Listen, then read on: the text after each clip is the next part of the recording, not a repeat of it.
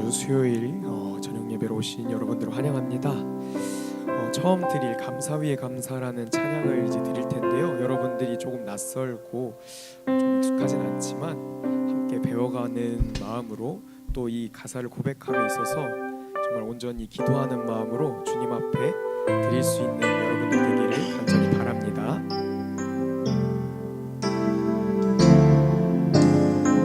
함께 고백합니다. 겸손히 올리는 나의 기도, 간구보다 감사를 드립니다. 응답하심도 거절하심도 기다리라심도 그저. 다시 한번 고백합니다. 겸손히 올리는 나의 기도, 겸손히 올리는 나의 기도, 간구보다 감사를 드립니다. 응답하심도 거절하심도 기다리라심도 그저 감사 위에 감사를 덮을 때 은혜 위에 은혜가 쌓이네. 모든 일에 감사, 모든 순간에 그리하니. 우리 처음부터 고백하겠습니다. 겸손히 올리는 나의 기도,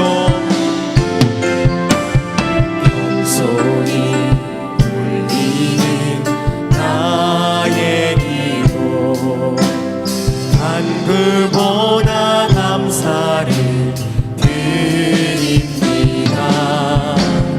응답하심도 거절하심도 기다리라심도 그저 감사 위에 감사를 덮을 때, 감사 위에 감사를 덮을 때 은혜 위에 은혜가 쌓이네. 모든 일에 감사, 모든 순간에 그리하니. 다시 한번 고백합니다. 감사 위에 감사를 덮을 때, 감사 위에 감사를 덮을 때 은혜 위에 은혜가 쌓이네. 모든 일에 감사, 모든 순간에. 우리 2절로 고백하겠습니다. 간절히 올리는 나의 기도,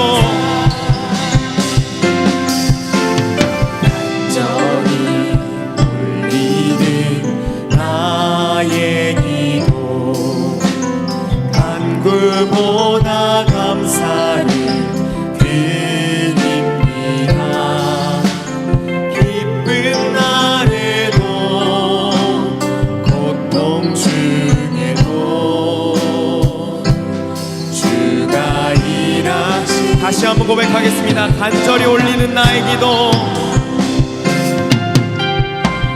간절히 올리는 나의 기도, 간구보다 감사를 드립니다.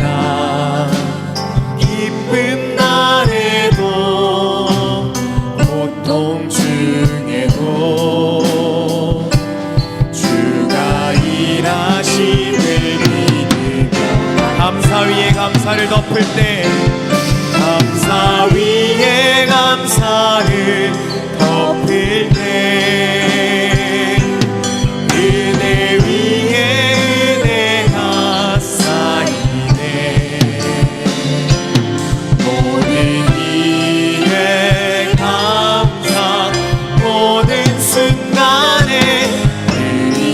다시 한번 고백하겠습니다. 감사 위에 감사가 높을 때, 감사 위에 감사를 덮을 때, 은혜 위에 은혜가 쌓이네. 모든 일에 감사, 모든 순간에 은이 아니, 모든 일에 감사, 모든 일에 감사, 모든 순간에 그리 아니하실지라도 감사. 마지막으로 그리 아니하실지라도 감사. 그리 아니하실지라도 감사. 아멘. 언제나 우리가 주님 앞에 감사드리며 주님 앞에 영광의 박수 올려드리기를 원합니다. 아멘. 우리 함께 기쁨으로 주님 앞에 박수치며 찬양하도록 하겠습니다.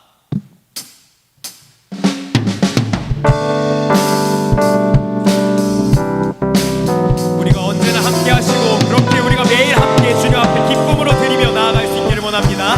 내가 매일 기쁘게 순례의 길 행함은 주의 팔이 나를 안보함이요. 내가 주의 큰 복을 받는 참된 비결은 주의 영이. 다시 한번 고백하겠습니다. 내가 매일 기쁘게, 내가 매일 기쁘게 순례의 길 행함은 주의 팔이 나를 안보함이요.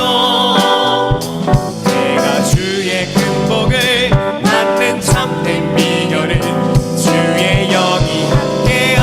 성령이 계시네. 성령이 계시네. 할렐루야 함께 하시네. 좁은 길을 걸으며 밤낮 기뻐하는 것 주의 영. 우리 2절로 고백하겠습니다. 전의 죄에 빠져서, 전의 죄에 빠져서 평안함이 없을 때 예수 십자가의 공로 힘입어 그 발 아래 엎드려 참된 평화 얻음은 주의 영이. 성령이 계시네. 성령이 계시네. 할렐루야 함께 하시네. 좁은 길을 걸으며 밤낮 기뻐하는 것 주의. 다시 한번 고백하겠습니다. 성령이 계시네. 성령이 계시네. 할렐루야 함께 하시네. 좁은 길을 걸으며 밤낮 기뻐하는 것 주의. 우리 3절로 고백하겠습니다. 나와 동행하시고, 나와 동행하시고 모든 염려하시니 나는 숲의 새와 같이 기쁘다. 내가 기쁜 마음으로 주의 뜻을 행함은 다시 한번 고백하겠습니다. 나와 동행하시고, 나와 동행하시고 모든 염려하시니 나는 숲의 새와 같이 기쁘다. 내가 기쁜 마음으로 주의 뜻을 행함은 주의 영이 함께함. 성령이 계시네. 성령이 계시네. 할렐루야 함께 하시네. 좁은 길을 걸으며 밤낮 기뻐하는 것 주의. 성령이 계시네. 성령이 계시네. 할렐루야 함께 하시네. 좁은 길을 걸으며 밤낮 기뻐하는 것 주의. 우리 4절로 고백하겠습니다. 세상 모든 욕망과 나의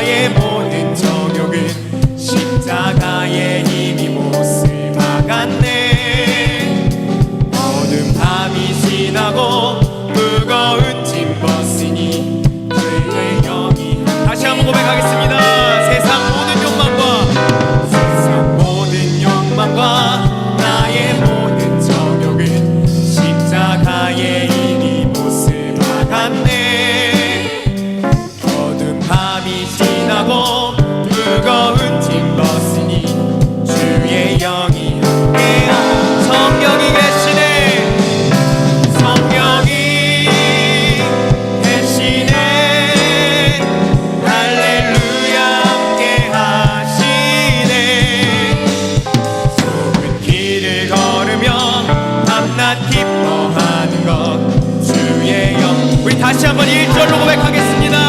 내가 제일 기쁘게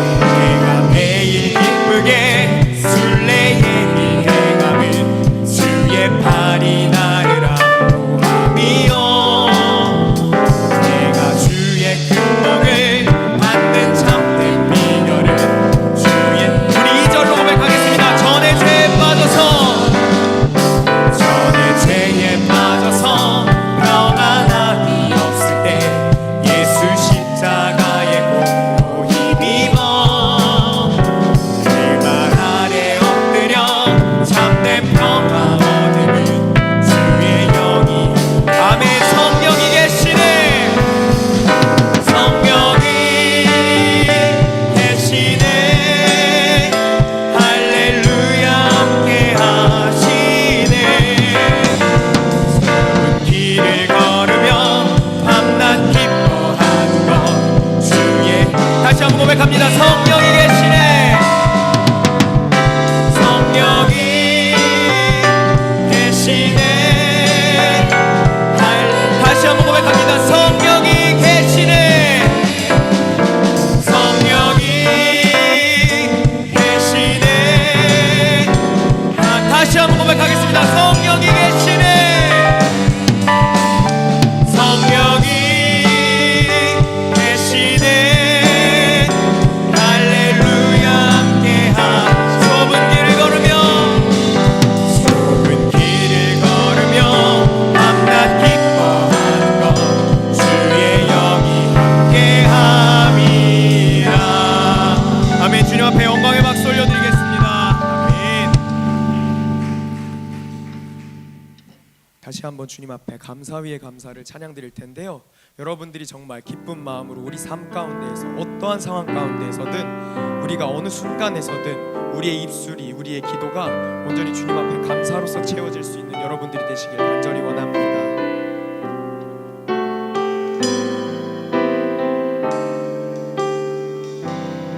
겸손히 올리는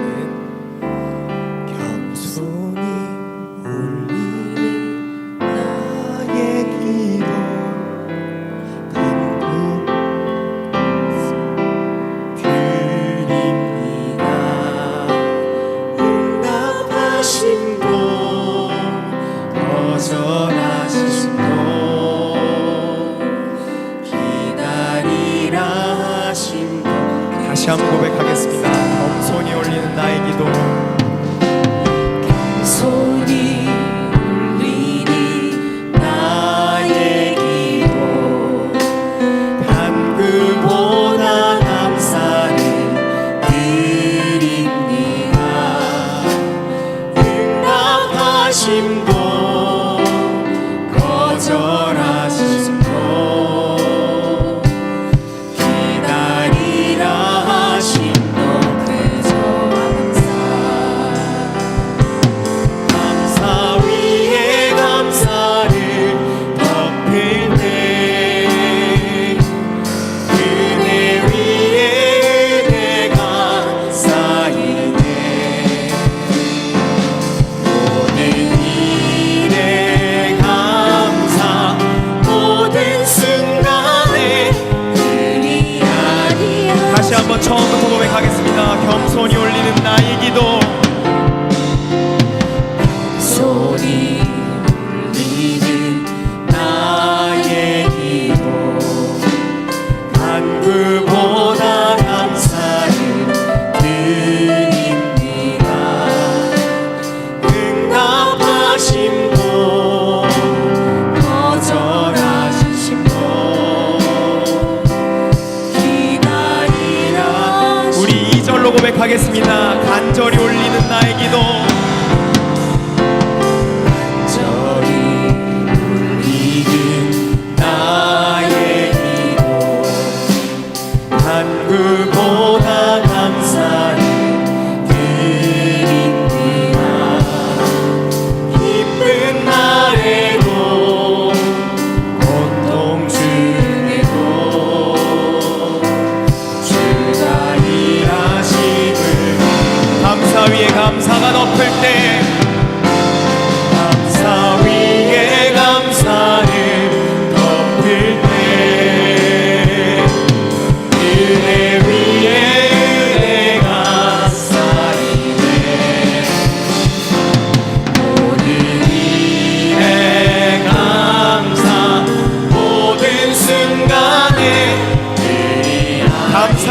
감사가 높을 때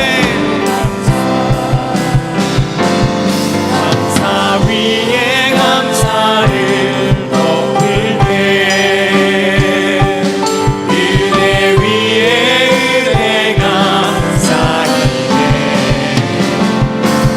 모든 일에 감사 모든 순간에 의아니 모든 일에 감사 모든 일에 감사 모든 순간에 의아니야 주의 인자가 생명보다 나음으로 주의 인자가 생명보다 나음으로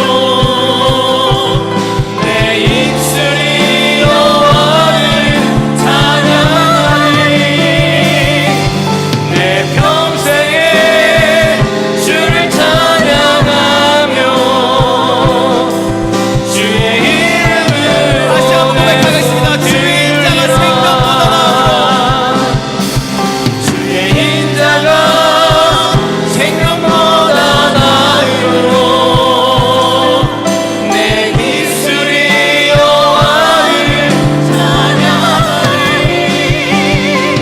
내 평생에 주를 찬양하며 주의 우리 마지막으로 고백하겠습니다. 주의 인자가 생명보다 나음으로 주의 인자가 생명보다 나음으로 내 입술이 여호와를 찬양하리 내 평생에 주를 찬양하며 주의 이름으로 내 손 들리라. 기도합니다. 기도할 때 주님, 이 시간 우리가 주의 이름을 높이며 찬양합니다. 우리의 모든 삶에 가장 좋은 것들로 채우시고 이끄시기에 그 은혜에 감사하여서 그 감사 위에 감사를 덮으며 주님 앞에 예배하고 주의 이름을 경배하오니 이 시간 은혜 위에 은혜를 도와주시고 우리 심령을 새롭게 하여 주시옵소서. 주님 이 시간 통하여서 주님과 더욱더 깊이 교제하게 하여 주시고 오직 예수 안에서 참된 기쁨과 만족으로 나아갈 수 있도록 하나님 함께 하여 주시옵소서. 함께 주여 한번 부르짖고 기도하십니다. 주여 아버지 이 시간도 저를 주님 앞에 나와 예배하며 경배합니다. 주의 이름을 높이오니 주님 함께 하여 주시고 주님 이 시간도 주의 능력으로 은혜로 채워주시기 원합니다. 하나님 함께 하여 주시옵소서. 주님 우리가 주님의 은혜를 갈망하며 나아갑니다. 주님 이 시간 주님의 그 선하심과 인자하심과 주님의 그 사랑하심을 시간도 다시 한번 주님 바라보며 나아가오니 주님 모든 가운데에 말씀을 통하여서 다시 한번 주님의 더 가까워지게 하여 주시고 주님 오늘 높이는 삶을 살 수 있도록 인도하여 주시옵소서. 감사하며 주 앞에 기쁨으로 예배할 때에 하나님 이 시간도 은혜 위에 은혜가 쏟아 부어지게 원합니다.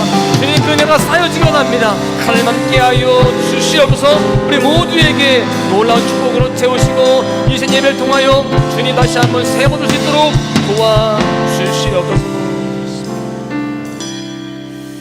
하나님 우리가 주의 그 선하심과 인자하심을 이 시간 경배하며 예배합니다. 주님 우리가 무엇보다 우리의 삶을 인도하여 주시고 모든 것들을 주관하시는 주권자이신 하나님 앞에 감사함으로 예배드립니다. 이렇게 주님 앞에 감사함으로 나아가고 우리가 신령과 진정으로 모든 것을 다하여서 삶을 다하여서 주님 앞에 나아갈 때에 하나님 은혜 위에 은혜가 쌓여지는 놀라운 역사가 있게 하여 주시옵소서. 주님 모든 순간 모든 상황 속에서 감사하며 주님 앞에 나아갈 때마다 하나님 더 큰 축복으로 채우심을 믿습니다. 그 주님의 놀라운 사랑을 다시 한번 이 시간 깨닫게 해주시고 오직 예수로 살아가는 우리가 되게 하여 주시옵소서. 이 시간 예물드린 손길 드리겠습니다. 박선분 권사님, 김성미 집사님 감사함을 드리셨고 또 11조 김양선 집사님, 일천번째 임선호 어린이, 편준 어린이 또한 주의종의 가정에서 드렸습니다.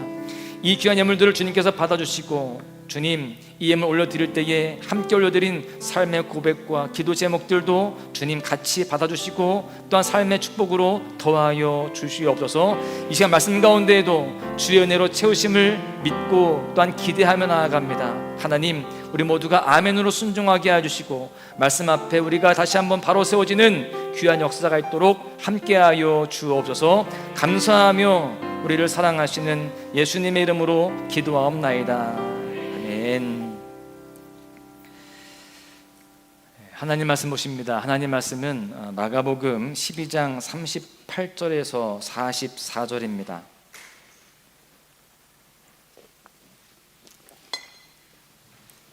마가복음 12장 38절에서 44절 교도가시겠습니다. 예수께서 가르치실 때에 이르시되 긴 옷을 입고 다니는 것과 시장에서 문안받는 것과 회당의 높은 자리와 잔치의 일자리를 원하는 서기관들을 삼가라. 그들은 과부의 가산을 삼키며 외식으로 길게 기도하는 자니 그 받는 판결이 더욱 중하리라 하시니라. 예수께서 헌금함을 대하여 가지사 우리가 어떻게 헌금함에 돕는가를 보실세. 여러 부자는 가만히 넣는데 한 가난한 과부는 와서 두렙돈 곧 한 고드란 틀을 넣는지라. 예수께서 제자들을 불러다가 이르시되 내가 진실로 너희에게 이르노니 이 가난한 과부는 헌금함에 넣는 모든 사람보다 많이 넣었다. 그들은 다 그 풍족한 중에서 넣었거니와 이 과부는 그 가난한 중에서 자기의 모든 소유 곧 생활비 전부를 넣었느니라 하시니라. 아멘. 할렐루야. 이 수협에 나오신 여러분들 모두를 주님의 이름으로 환영하고 또 축복합니다. 우리 수협에 나오시는 분들은 정말 믿음의 사람들이고 또 기도의 사람들인 줄로 믿습니다. 이렇게 믿음으로 나아갈 때에 하나님께서 더 풍성한 복과 은혜로 채우실 줄로 믿습니다. 변하지 않고 날마다 믿음의 도전을 하시기를 간절히 소망합니다. 오늘 본문의 말씀은 두 가지 이야기로 나누어지고 있습니다. 하나는 지난 시간에 잠시 살펴본 율법학자들에 대한 예수님의 책망의 말씀이고요. 또 하나는 어느 가난한 과부의 헌금에 대한 칭찬의 말씀입니다. 그러니까 오늘 이 본문 말씀은 두 가지 양상을 띠고 있는 거예요. 칭찬의 말씀과 책망의 말씀을 지금 동시에 보여주고 있습니다. 먼저 율법학자들에 대한 책망의 말씀을 함께 보겠는데요. 그 말씀을 보기 전에 율법학자가 어떤 사람이었는지를 우리가 먼저 알 필요가 있습니다. 이 율법학자는 오늘날의 법관과 신학자의 역할을 다 하는 그러한 위치에 있었습니다. 지금은 우리가 사회법이 있잖아요. 그런데 그 당시에는 사회법이 제대로 갖춰져 있지 않았습니다. 그래서 모든 이 사람들의 재판을 율법으로 했습니다. 그러다 보니까 이 율법학자들이 말씀을 가르치는 신학자, 목회자 역할도 했으면서 동시에 이 판사 역할도 했다라는 것입니다. 이 율법학자가 되려면 존경받는 율법학자의 그 문화에 들어가서 오랜 시간 동안 교육과 훈련을 받아야 했습니다. 밤에는 그 율법 선생님에게 공부를 하면서 그 가르침을 받고 낮에는 허드렛 일을 도우면서 그렇게 훈련을 받았다라는 거예요. 그렇게 해서 나이가 한 40세쯤 되었을 때 드디어 안수를 받고 독립적인 율법학자의 역할을 할 수가 있었다라고 합니다. 도시에는요 여러 명의 율법학자들이 활동을 했고 시골에는 한두 명이 활동을 했습니다. 또 좀 많이 시골 같은 경우는요 아예 율법학자가 없는 경우도 있었다라고 그래요. 그래서 조금 더 큰 도시에 있는 그 율법학자들이 가끔씩 와서 사람들을 재판해주고 또 말씀을 가르쳐주는 그런 모습이 있었다라고 합니다. 그러니까 지금 어떤 교회의 목회자와 좀 비슷한 그런 양상을 띈다라고 볼 수 있죠. 여러분, 율법학자가 되겠다라고 나선 이 율법학자들은 처음에 어떤 마음을 가지고 율법학자의 길을 걷게 되었을까요? 나의 이 명석한 두뇌를 가지고 내가 돈 많이 벌고 출세할 수도 있지만 그렇게 하지 않고 가난하게 살더라도 하나님의 율법을 지키려는 사람들을 내가 도우며 살겠다, 그 율법을 가르치면서 하나님께 쓰임받는 삶을 살겠다라는 그런 선한 마음과 또 건강한 비전을 가지고 그 길에 들어선 것입니다. 그런데 율법학자로서 삶을 살아가면서 점점 더 추앙받게 됩니다. 그리고 특권이 많아지게 되는 거예요. 그 특권이 처음에는 조금 불편하고 거북스럽고 부담스럽습니다. 그런데 조금씩 물들어가게 되는 거예요. 모든 특권에는요, 타락의 누룩을 담고 있다라고 합니다. 이 특권을 누리면 누릴수록 타락의 누룩은 뭐죠? 점점 더 퍼져가는 거예요. 내 안에 점점 이 타락이라는 것이 번져가게 되어 있습니다. 그런 성질을 가지고 있는 것이 특권이라고 할 수 있는데, 예수님 당시의 율법학자들은요, 그러한 특권과 또 특별한 이 추앙을 받게 되면서 점점 더 타락에 빠지게 됩니다. 특별히 예루살렘에서 활동하던 이 율법학자들은 타락의 이 깊은 늪에 빠져 있었던 상황이었습니다. 오늘 말씀에서 예수님은 그들의 타락상을 구체적으로 조목조목 지적을 하시는데요, 그들은 예복을 입고 다니기를 좋아하고 장터에서 인사받기를 좋아했다라고 되어 있습니다. 회당에서는 높은 자리에 앉기를 좋아하고 잔치에서는 윗자리에 앉기를 좋아했습니다. 또한 그들은 과부의 가산을 삼켰다라고 되어 있는데, 즉 힘없는 사람들의 재산을 갈취하곤 했다라는 거예요. 뿐만 아니라 남에게 보이려고 길게 기도했다라고 그렇게 기록되어 있습니다. 이것을 지금 예수님께서 그 율법학자들에게 직접 조목조목 지적을 하시는 거예요. 모르긴 몰라도 그 이야기를 듣던 이 율법학자들은 얼굴빛이 조금 붉어졌을 것입니다. 그리고 마음이 굉장히 불편했었겠죠. 사실 이 율법학자들의 문제는 지금 언급되어 있는 6가지만이 전부가 아닐 거라고 생각합니다. 많이 있었지만 그 중에서 대표적으로 이 6가지를 예수님이 지적을 했다라고 볼 수 있습니다. 여러분, 그렇게 지금 그 시대의 율법학자들은 영적으로 도덕적으로 굉장한 타락에 빠져 있었고 또 엄한 심판에 노출되어 있었다라는 것입니다. 그것이 바로 예수님의 경고였어요. 오늘 이 본문의 말씀은 사실 대부분의 설교자들, 목사들이 피해가고 싶고 불편해하는 말씀이라고 볼 수 있습니다. 왜 그럴까요? 지금 여러분들이 말씀을 들으면서 다 같이 느꼈을 거예요. 이게 지금 목회자하고 조금 비슷한데, 그렇죠? 당신이잖아 라고 말은 못하지만, 그렇죠? 이 마음속에 그런 생각들이 조금은 있잖아요. 맞죠? 여러분, 이 율법학자들에 대한 예수님의 경고의 말씀은 가장 먼저, 그리고 너무나도 분명하게 목회자들에게 칼날을 들이대고 있습니다. 그래서 이 말씀은 목사로 사는 것이 영적으로 얼마나 위험한 일인지를 깨닫게 해주는 말씀이다 라고도 할 수 있어요. 그런가 하면 41절부터 나오는 이 과부에 대한 이야기는 뭐에 대한 문제예요? 헌금에 대한 문제입니다. 여러분, 이것도 굉장히 예민한 문제이고 또 조심스러운 내용입니다. 그래서 저는 이 헌금에 대한 설교를 이렇게 집중적으로 한 적이 없어요. 저도 어렵고 불편하더라고요. 그런데 오늘은 이 불편한 이야기들을 다 해야 됩니다. 그렇죠? 이 헌금에 대한 설교를 하잖아요. 저는 분명히 어느 한 분을 지목해서 표적해서 하는 설교가 분명히 아닙니다. 그런데 이상하게 꼭 걸리는 사람들이 있어요. 네? 오늘 걸리시거든, 마음속에 불편함이 느껴지시거든, 나를 향한 말씀이구나 라고 생각을 하시기를 바랍니다.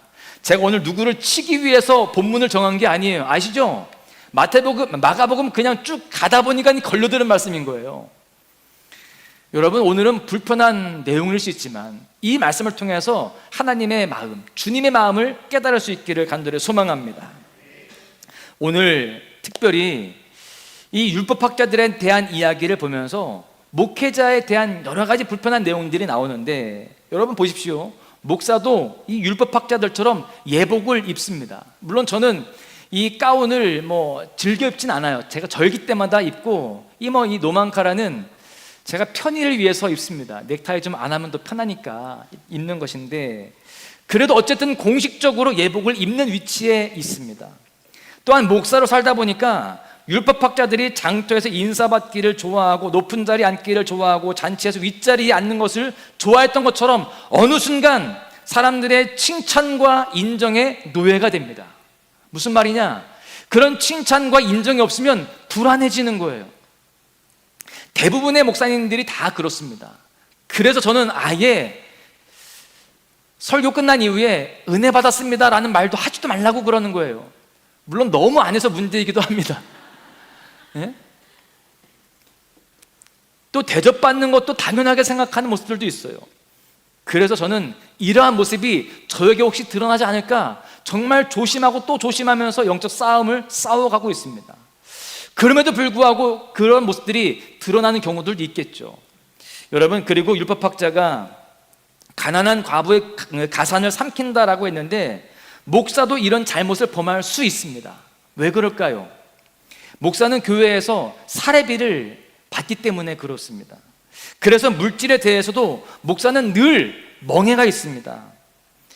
넉넉하지 않지만 혹여라도 성도들의 눈에 목사가 너무 넉넉해 보일까봐, 또 사치스러워 보일까봐, 여러분 이러한 것들 때문에 늘 조심스럽습니다. 그래서 저는 액세서리도 거의 하지 않습니다. 반주도 안 끼고요, 아무것도 안 해요. 저 없습니다. 제가 원래 좋아했어요. 반주도 큰 거 꼈고요, 시계도 큰 거 찼고요, 넥타이핀도 항상 했습니다. 제가 안 하게 된 계기가 있어요. 제가 제주도 월정에서 목회를 할 때, 시골이잖아요. 월정교회 가보신 분들이 여기 이제 몇 분 계시는데 시골입니다. 지금 카페들이 많이 생기고 땅값이 100배가 오르고 뭐 그렇게 좋아졌지만 제가 목회할 때만 해도 정말 제주도 어촌 마을이었어요. 사람들이 거의 모르는 그런 어촌이었는데 어느 주일에 예배를 드리다가 보니까 저만 너무 멋있는 거예요. 예? 안 그래도 나쁘지 않은데, 예? 저만 너무 멋있는 거예요. 그 당시 유행했던 은갈치 양복 아시죠? 뭐 한 20여 년, 15년 전 거슬러 올라가 보면 되는 거죠. 은갈치 양복에, 예? 저 해병대 제대하고 나서 그 저녁 반지 큰 거 있잖아요. 그거 $3 반짜리인가? 그거 크게, 그래서 마이크를 딱 잡으면 반지밖에 안 보인다는 거예요. 시계도 큰 거 차고 넥타이핀 반짝거리는 거 딱 꽂고 저만 하고 있는 거예요. 나머지 분들은 다 그냥 뭐 해녀이시고 또 농사 짓는 분들이시고 너무 제가 괴리감을 느끼는 겁니다. 내가 너무 화려하다, 내가 너무 사람들하고 맞지 않다, 이렇게 해서는 공감을 할 수 없다 해서 제가 은갈치 양복도 잘 뭐 교육자 회의 나갈 때나 입고 잘 안 입었습니다. 그리고 다 뺐어요. 지금도 하지 않습니다. 여러분 왜 그럴까요? 제가 조심하는 거예요. 성도들이 볼 때 목사님이 너무 거리감이 있으면 안 되잖아요, 그렇죠? 제가 다행히 아주 연예인처럼 잘생기지 않아서 다행인 것도 여기에 좀 한몫을 하는 것 같습니다. 여러분 제가 너무 부담스러우면 안 되잖아요. 여러분 그리고 심지어 이 목사들은요 마음껏 놀지도 못하고 마음껏 즐기지도 못합니다. 괜히 그러면 미안해져요. 살만한가 봐, 좀 여유가 있나 봐, 이런 말 들을까 봐 늘 조심합니다. 여러분 저는 제가 목사가 될 때 출세하기 위해서, 뭐 부자가 되기 위해서, 권력을 얻기 위해서, 막 존경을 받기 위해서, 그렇게 되어지기 위해서 목사가 된 것은 절대 아닙니다.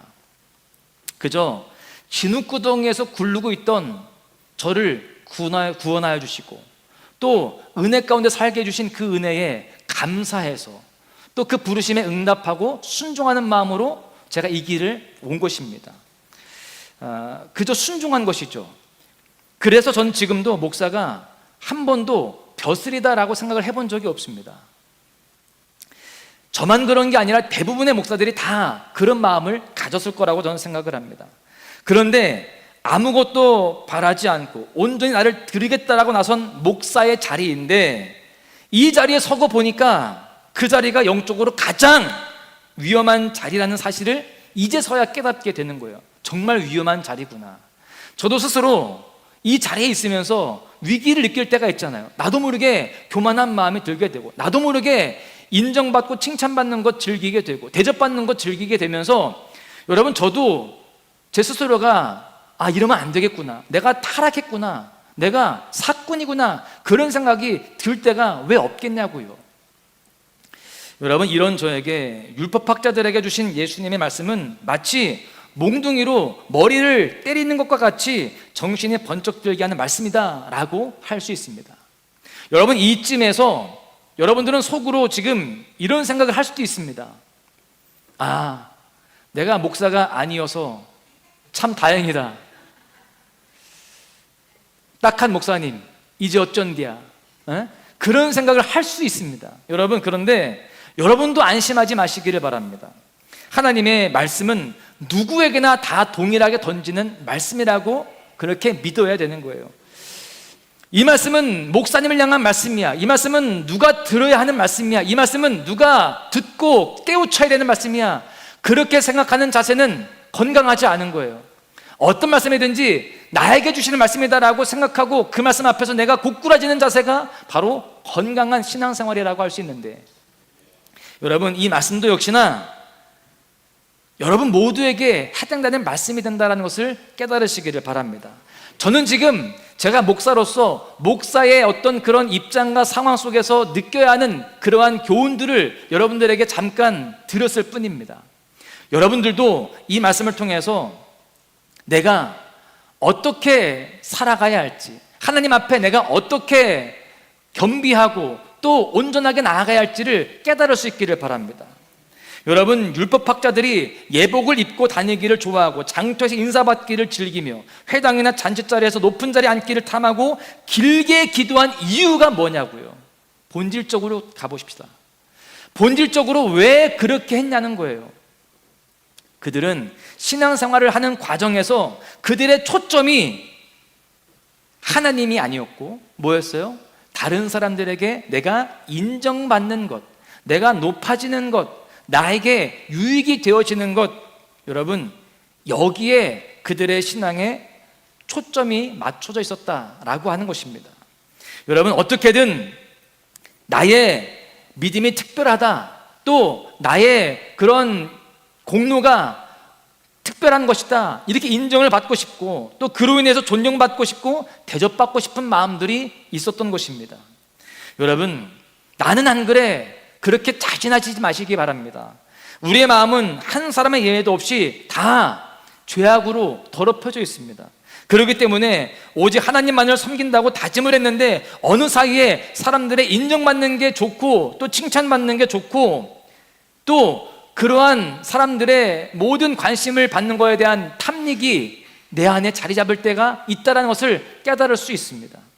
여러분, 누구에게든 믿음의 길을 걸어가는 중에 이러한 욕구가 마음을 파고들 때가 있다는 사실이죠.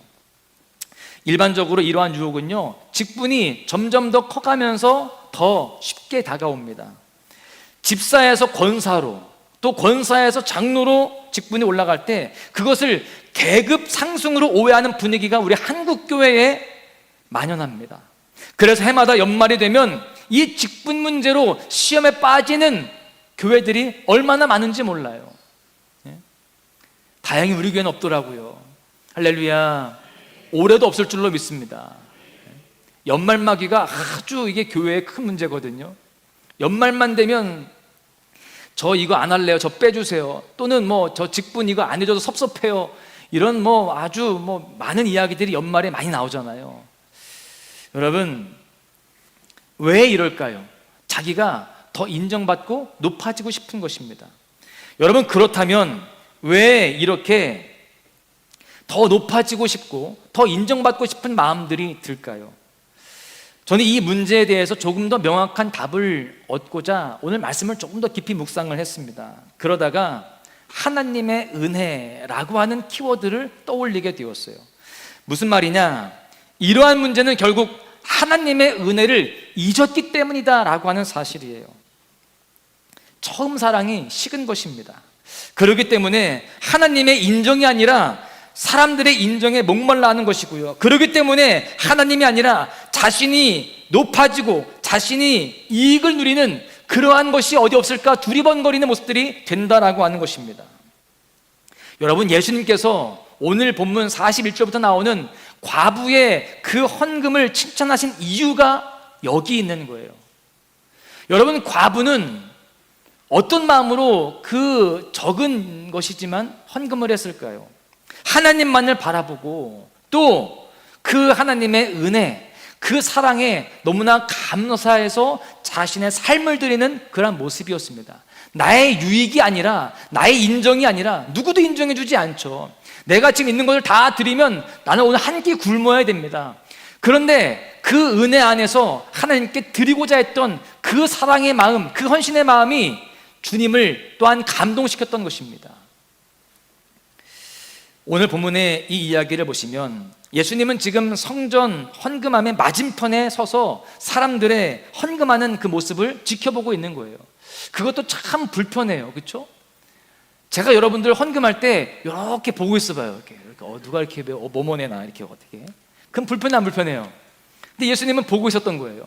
그런데 그런 과정 속에서 지금 사람들이 헌금을 하는데 예수님은 돈에 관심이 많으셨을까요? 적으셨을까요?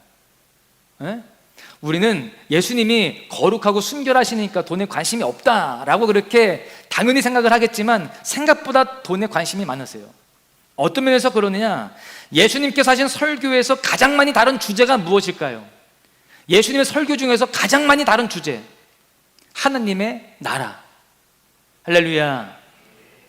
그리고 두 번째가 뭐냐? 돈과 관련된 내용입니다. 여러분, 왜 예수님이 돈에 이렇게 관심을 두셨을까요? 왜 그 말씀을 많이 전하셨을까요? 세상을 살아가는데, 솔직히 대답하셔야 돼요. 세상을 살아가는데 하나님 빼고 신앙 빼고 제일 중요한 건 뭐라고 생각하세요? 에? 솔직하게 에? 돈이잖아요. 맞죠? 에? 저만 쓰레기예요? 에? 다 그렇잖아요. 여러분, 그래서 돈에 대한 태도를 보면 그 사람의 내면 상태를 알 수 있는 겁니다. 이런 세상 속에서 하나님의 나라는 곧 돈의 문제다라고 해도 과언이 아닌 거예요. 무슨 말이냐? 돈을 어떻게 다루느냐에 따라서 하나님 나라와 직결될 수 있다라는 사실입니다. 여러분, 그래서 사실은 이 돈에 대한 것, 이 물질에 대한 개념을 우리가 잘 알아야 되는 게 너무나 중요한 거예요. 그래서 예수님은 이 물질에 대한 설교를 자주 하셨고, 또 심지어 오늘은요, 헌금함 맞은편에 서서서 지금 헌금하는 사람들을 지켜보고 계셨던 것입니다. 먼저 부자들이 와서 헌금을 하는데 41절을 보시면 이렇게 되어 있어요. 예수께서 헌금함을 대하여 앉으사 무리가 어떻게 헌금함에 돈 넣는가를 보실세. 여러 부자는 많이 넣는데, 헌금함에 지금 많이 넣었대요. 근데 이거 어떻게 알 수 있을까요? 지금처럼 봉투에 넣어서 내면은 사실 잘 알 수 없습니다. 어떻게 알았을까요? 이미 여러분들 잘 알다시피 그 당시 헌금함은 뭐 구리나 쇠로 되어 있는데 이렇게 호리병처럼 되어 있단 말이에요. 거기에다가 동전을 넣습니다. 그러면 많이 넣었다는 것은 뭐예요? 동전을 많이 오랫동안 부었다는 거예요. 이 부자들은 동전을 와르르르르 엄청나게 많이 부은 것입니다. 그런데 이 부자들은요, 사람들에게 보이기 위해 했다라고 하는 것입니다. 이 부자들은 이미 우리가 살펴보았던 율법학자들과 마찬가지로 변질되고 타락한, 또 오염된 신앙생활을 했었던 그런 모습들이라고 볼 수 있어요. 그런데 그 중에 가난해 보이는 한 과부가 섞여 있었습니다. 그 당시에 과부는 가장 약자예요. 많은 사람들에게 손가락질을 당하고 또 소외당하며 또 가장 가난할 수밖에 없는 그러한 구조 속에서 살았던 그런 대상들이 바로 과부였습니다. 그런 과부가 누가 볼까 무서워서 얼른 헌금을 하고 사라지는데 땡그랑 땡그랑 소리가 2번 들리는 거예요. 얼마 한 거예요? 2렙돈을 한 겁니다. 그 당시에 가장 작은 화폐의 동전의 단위가 바로 렙돈이라고 하는 단위였는데, 지금으로 보면 이게 뭐 한 끼 음식 정도, 식사 정도라고 이야기하는데 요즘 사실 이렇게 이야기하기가 조금 어렵습니다. 왜요? 요즘 한 끼 식사가 너무 비쌉니다. 그렇죠? 10,000원 정도, 적어도 막 6-7천 원 줘야 밥을 먹을 수가 있어요. 6-7천 원짜리 없나요? 어딘가에 있을 거예요. 근데 어쨌든 그렇게 보기엔 좀 세고요. 이 2렙돈을 환산을 했을 때 우리가 컵라면 정도 사 먹는 정도, 김밥 한 줄 정도, 한 1-2천 원 정도라고 보시면 되겠어요. 지금 그 앞에 부자가 엄청나게 많은 헌금을 했는데 지금 너무나 적은 어른이 아이들이 하는 정도보다도 적은 헌금을 하고 갔다라고 하는 것입니다. 그 모습을 보신 예수님은 제자들을 불러놓고 이렇게 말씀하세요. 43절부터 44절을 보십시오. 예수께서 제자들을 불러다가 이르시되 내가 진실로 너희에게 이르노니 이 가난한 과부는 헌금함에 넣는 모든 사람보다 많이 넣었도다. 그들은 다 그 풍족한 중에서 넣었거니와 이 과부는 그 가난한 중에서 자기의 모든 소유 곧 생활비 전부를 넣었느니라 하시니라. 여러분, 하나님께 드린 헌금의 가치, 그 무게는 액수에 의해서 결정되는 게 아니라는 거예요. 드린 사람에게 얼마나 큰 것이었느냐, 이렇게 따진다는 것입니다. 여러분, 일론 머스크가 제가 이제 검색을 하다 보니까 전 세계 그 가장 1등 부자라고 떠 있더라고요. 물론 샤넬인가요? 그 회장하고 좀 이렇게 왔다 갔다 하는 것 같은데, 어쨌든 이 일론 머스크나 또는 빌 게이츠 이런 사람들이 교회에 와서 100만 원을 헌금했어요. 100만 원이 커요, 작아요? 엄청 크죠. 그런데 이 사람들에게는 이 100만 원은요 너무나 작은 돈입니다. 그런데 근근히 하루 사는 사람들이 100만 원을 헌금하고 갔어요. 여러분, 그러면 그것은 일론 머스크나 빌 게이츠의 100만 원보다 훨씬 더 큰 것이다라고 하는 것입니다. 그런 의미에서 예수님께서 과부연금이 부자연금보다 더 크다라고 칭찬을 하셨던 것입니다. 그런데요, 지금까지 이 이야기들을 볼 때에 이 헌금의 가치에 대한 내용들을 우리가 다 이해할 수 있습니다. 그런데 이해 안 되는 부분이 하나 있습니다. 그건 뭐냐면 예수님의 태도예요. 예수님은 과부나 고아나 또 병든 사람들에 대해서 굉장히 관심이 많으셨고, 또 그래서 부자에게 그런 사람들을 돕고 구제해야 된다라고 말씀을 하셨습니다. 그런데 지금 예수님이 이 한 가난한 과부가 자신에게 있던 돈 전부를 헌금하는 것에 대해서 칭찬을 하셨다, 이것이 조금 이해가 안 되는 부분입니다. 왜 그러냐면 지금 그 여인은 그 헌금을 하고 나면 그 다음 끼니를 어떻게 해야 돼요? 굶어야 돼요. 여러분, 그러면 저라면 아니요, 그렇게 하지 마시고 일단 식사를 좀 하세요 라고 말렸을 것 같아요. 여러분, 사실 하나님은 우리가 어떤 근본 없는 믿음으로 충동적으로 헌금하고 이런 것들을 원치 않으십니다. 규모 있는 경제 생활을 하기를 기대하세요. 우리가 균형을 잘 맞춰야 되거든요. 그런데 지금 이 과부의 모습은 조금 충동적으로 보이고 규모 있는 경제 생활을 한다라기 보기 어렵습니다. 그런데도 예수님께서 이 여인을 칭찬하신 것을 보면 뭔 특별한 이유가 있는 거예요. 이 여인에게 어떤 사연이 있을 것이다 라고 우리가 추정을 할 수 있는 것이죠.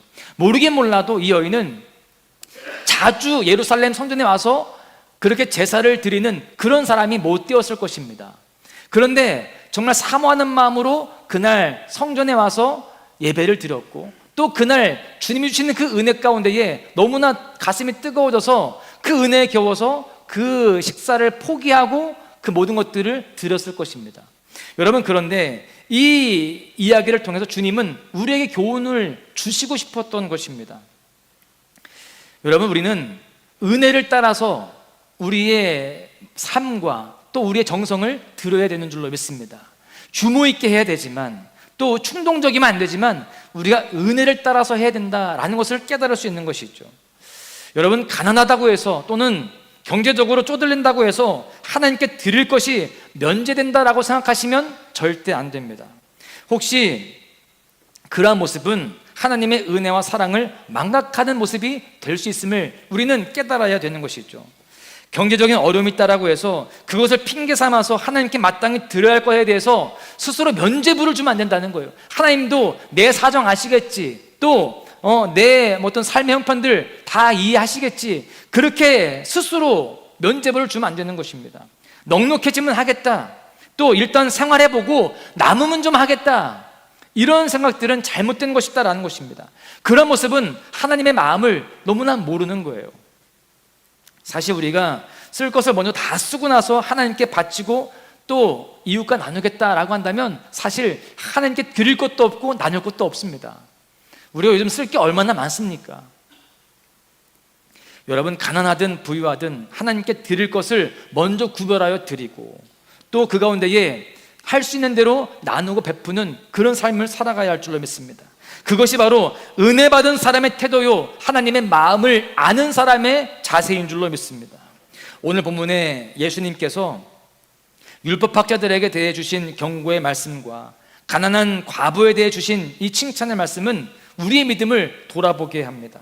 사랑하는 소망가족 여러분, 이 말씀을 통해서 우리의 믿음의 생활을 진지하게 돌아볼 수 있는 기회가 될 수 있기를 소망합니다. 너무나 조심스러운 말씀이지만 저도 조심스럽고 여러분들도 조심스러운 거죠. 우리가 이 말씀 앞에 나 스스로를 정말 다 오픈하고 한번 돌아보시기를 바랍니다. 그리고 하나님의 은혜를 놓치지 않는, 하나님의 은혜대로 살아가는 그런 삶이 되어야 할 줄로 믿습니다. 은혜를 놓쳤던 율법학자가 아니라 은혜를 붙들고 하나님 앞에 나아가서 그 마음으로 감사했던 가난한 과부의 모습을 회복하시기를 주님의 이름으로 간절히 축원합니다. 말씀을 마무리하겠는데요, 여러분의 일상생활에서 그리고 교회 생활에서 여러분은 무엇을 추구하고 계십니까? 여러분의 믿음의 목적은 어디에 있습니까? 하나님을 보고 계세요? 아니면 사람들을 보고 계세요?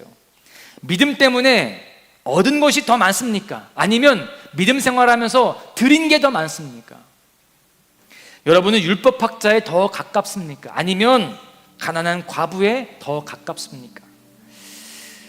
여러분, 현실적으로 여러분보다 제가 더 위험한 위치에 있는 것은 사실입니다.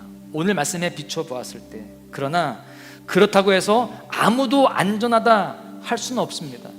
그러므로 더욱더 우리가 깨어 있어야 됩니다. 우리의 믿음이 더욱더 바로 세워져야 되는 거예요. 변질된 모습들이 내 안에 느껴진다라고 한다면 다시금 정결하고 순결하게 만들어 가야 돼요. 방향이 빗나갔다라고 한다면 다시금 재조정해서 하나님을 초점 삼아 하나님을 향하여 온전히 나아가는 그런 삶이 되어야 된다라는 것입니다. 처음에 그 마음 잊지 않고 그 마음을 가지고 주님 앞에 온전히 나아가는 그런 삶이 되어야 된다라는 것이죠. 우리가 믿음의 길에서 조금이라도 빗나가 있다라고 한다면 무엇이 우리를 제자리로 돌려줄 수 있을까요? 가난한 과부로 하여금 하루의 끼니를 포기하고 자기에게 있던 모든 것을 바치게 했던 그 동력이 무엇이었을까요? 바로 은혜입니다. 하나님의 사랑이에요. 그것이 그 마음 가운데 가득 차 있었습니다. 은혜에 충만하니까, 그 사랑에 배부르니까 한 끼 식사는 그냥 내가 희생할 수 있는 거예요. 포기할 수 있는 겁니다. 여러분, 그렇다면 무엇이 율법학자들로 하여금 그렇게 변질되게 했을까요? 반대로 은혜를 놓쳐서 길을 잃어버렸기 때문입니다. 첫사랑이 식었기 때문이에요. 하나님께서 자신에게 어떤 존재인지를 잊었기 때문에 그분께 드릴 것은 생각하지 않고 그분께 받을 것만 생각하고 또 그분을 통해 내가 누리게 될 것만 생각을 했다라고 하는 것입니다. 여러분, 그러므로 우리는 더욱더 깨어 기도해야 됩니다. 더욱 말씀을 사모해야 됩니다.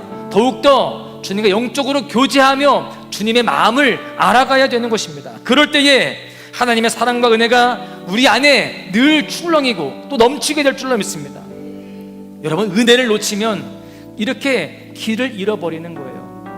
그러나 은혜를 내가 붙들고 있으면 내가 아무리 형편이 가난하고 어려워도 길을 잃지 않고 주님의 마음에 합당한 삶이요, 주님께 칭찬받을 수 있는 그런 존귀한 모습들이 되게 되는 것입니다. 삶의 형편과 다 관계없이 여러분, 은혜를 붙잡을 수 있기를 바랍니다. 그리고 그 은혜를 붙잡고 길을 놓치지 않기를 바라요. 길을 잃지 않기를 바랍니다. 여러분들 어떻게 살아가야 맞는지 다 아시잖아요. 뭐가 옳은 길인지 아시잖아요. 내가 물질 생활에서 어떻게 해야 되는지, 헌금 생활 어떻게 해야 되는지, 내가 믿음으로 어떻게 헌신을 하고 충성을 해야 되는지 잘 아시잖아요. 내가 어떻게 사랑을 해야 하며 내가 어떻게 사람들을 대하고 교회 안에서 그렇게 주님 앞에 봉사해야 하는지 아마 잘 아시잖아요. 여러분, 길을 잃지 않기를 바랍니다. 길을 알면 그 길대로 가야죠. 여러분, 끊임없이 더 큰 은혜를 사모하고 더 큰 사랑을 구하시고요, 그 가운데에 구원과 생명에 이르는 길에서 여러분들이 벗어나지 않기를 축복합니다. 이 시간 우리 모두가 성령께서 우리 모두의 영혼을 깨워주시고 하나님의 은혜의 감격과 감사를 회복시켜 주시기를 간절히 기도하시기를 바랍니다. 그 가운데에 율법학자들처럼 은혜를 놓쳐서 변질되는 삶, 길을 잃어버린 삶이 아니라 가난한 과부처럼 은혜로 가득한 삶, 주님께 내 삶을 드리며 내 존재를 드리는 삶을 살아가시기를 바랍니다. 여러분, 제가 11조 안 하시는 분들 하세요, 안 하시는 분 하세요, 그렇게 제가 얘기 안 해요.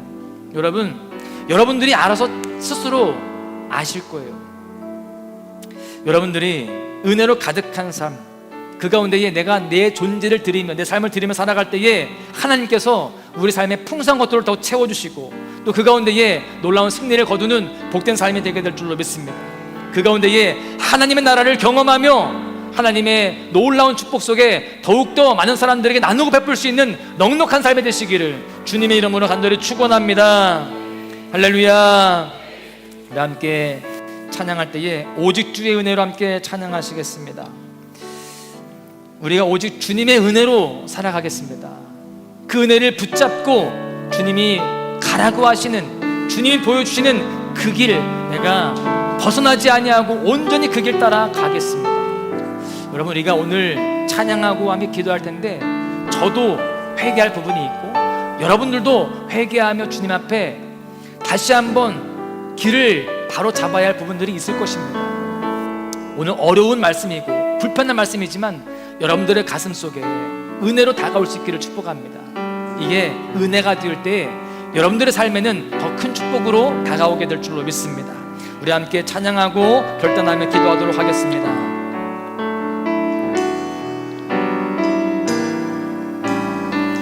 오직 주의 은혜로,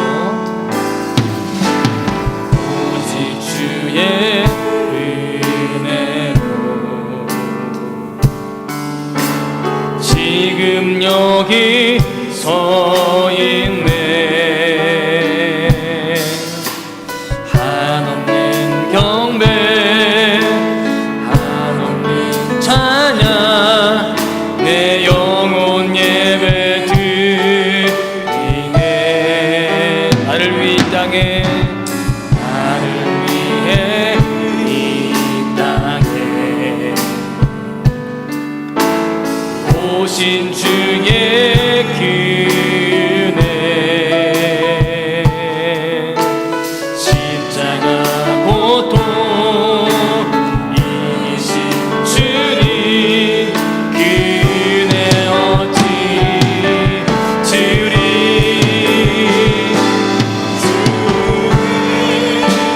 날 채우시네 주네.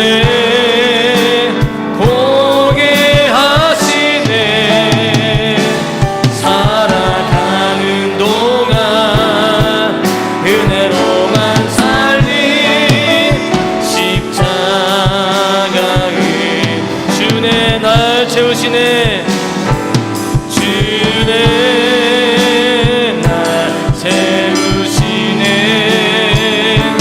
주네, 보게 하시네. 살아가는 동안 은혜로만 살리 십자가. 다시 한번 고백합니다. 주네, 날 채우시네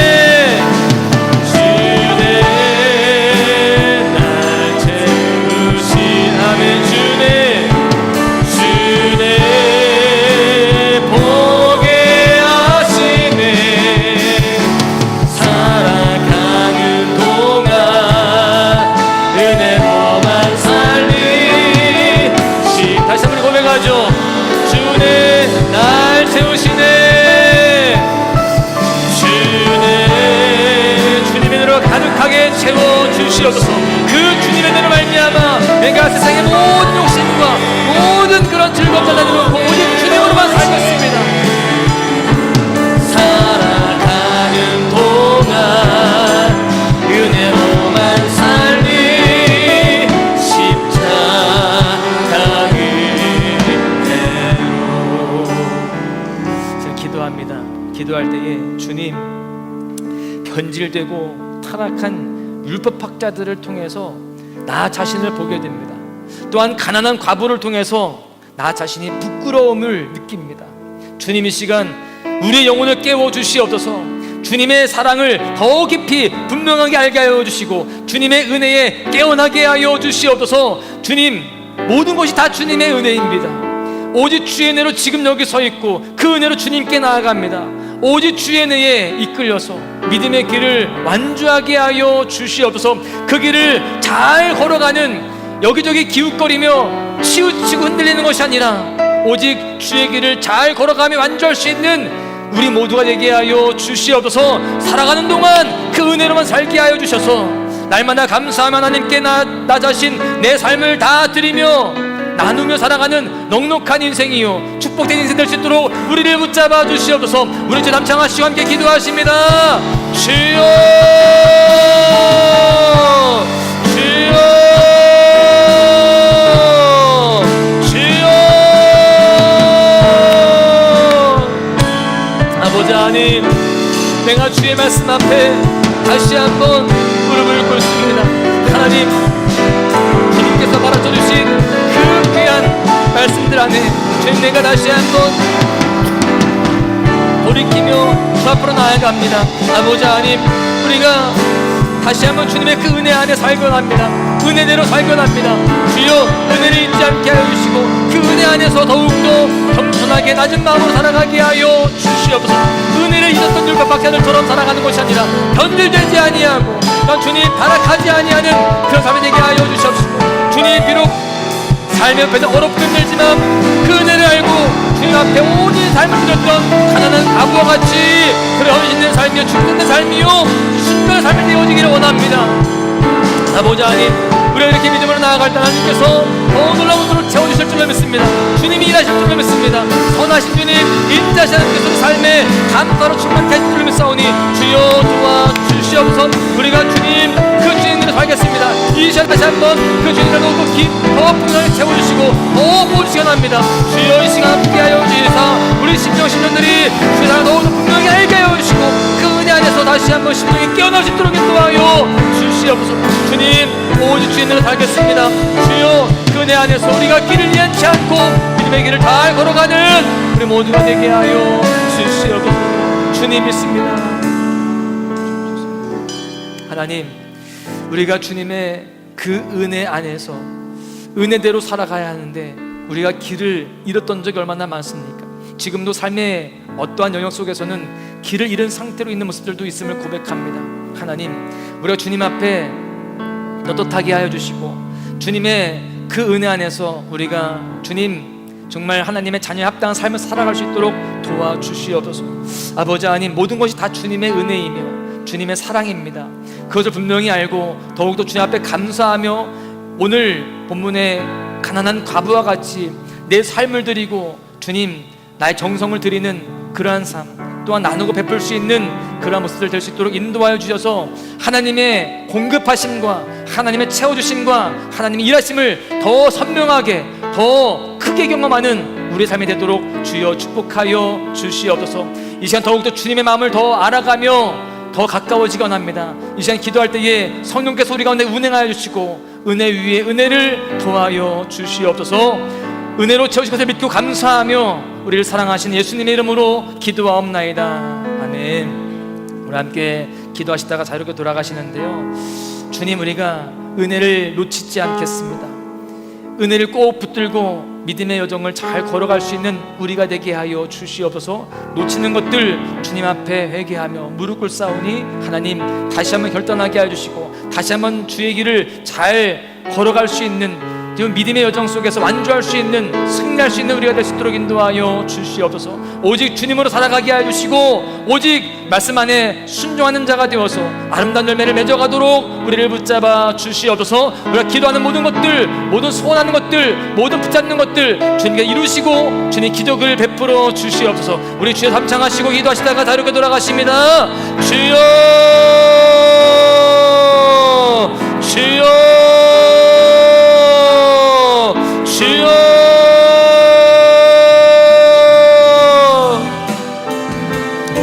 나오자 하니 오 주여